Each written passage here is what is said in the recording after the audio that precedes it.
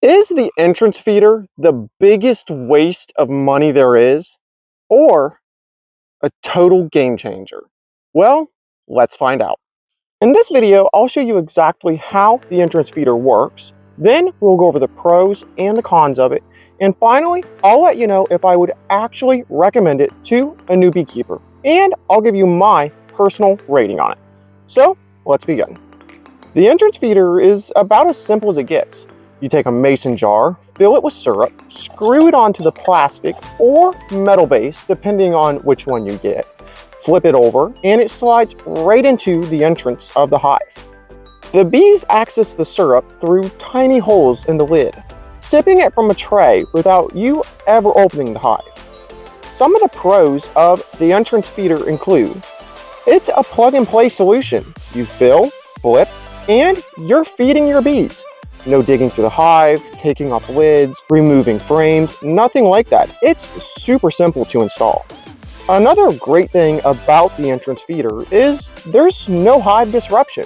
You can check or refill the feeder without ever cracking the lid, which is great for keeping stress low on your colonies. Another great thing I love about the entrance feeder is they're super affordable. You can pick one up for $5 or less, which is great for budget-minded beekeepers like me. Another great thing about the entrance feeder is they're perfect for quick feedings, right after a split or a swarm, where you want to give just a little bit of food, but you don't want to overcomplicate things. The entrance feeder is great for that. Now, there are some major drawbacks to the entrance feeder, so let's cover those now. First off, they don't work very well in the cold. In chillier weather, syrup can slow down or even freeze, and glass jars can crack if you're not careful. Another problem with the entrance feeder is their small capacity.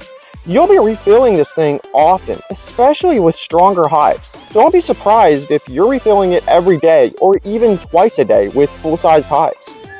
Another problem with the entrance feeder is it doesn't fit every hive setup. If your hive isn't level, the syrup can leak in or out of the hive, and this can cause major problems. Now, this is my biggest problem with the entrance feeder, and it's the high robbing risk.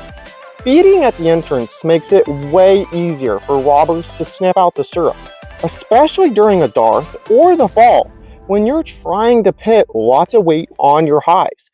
If you're feeding a 5-frame nook or a single deep, this can become a major problem where bigger hives can raid and destroy your hives completely.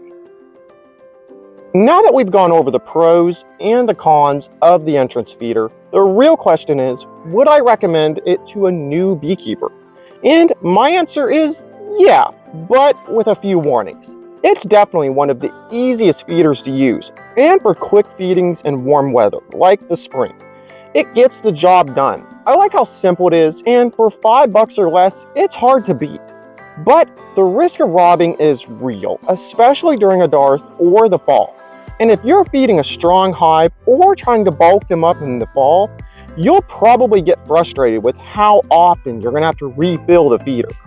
That's why I'm giving the entrance feeder a 5 out of 10 on the Before You Buy scale. It's a solid, budget-friendly option for light feedings in the spring, but not something I'd rely on year-round. But that's all I've got for this one. Thank you all so much for watching the Before You Buy review. What do you think of the entrance feeder? Drop your rating in the comments below. I'd love to hear it. And don't forget to hit that like button and the subscribe button. It really helps the channel grow.